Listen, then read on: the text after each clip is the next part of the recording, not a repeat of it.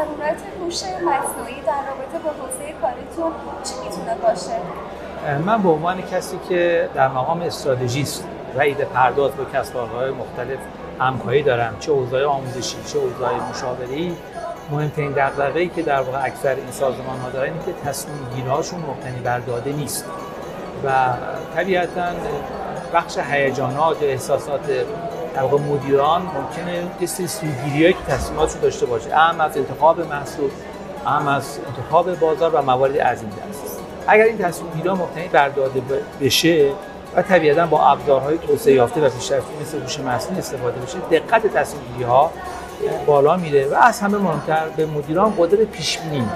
بنابراین اگر بخوام خلاصش بکنم، کمک به مدیران برای اتخاذ تصمیمات بهتر و پیش‌بینی فضای بازار، آینده کسب و کارشون.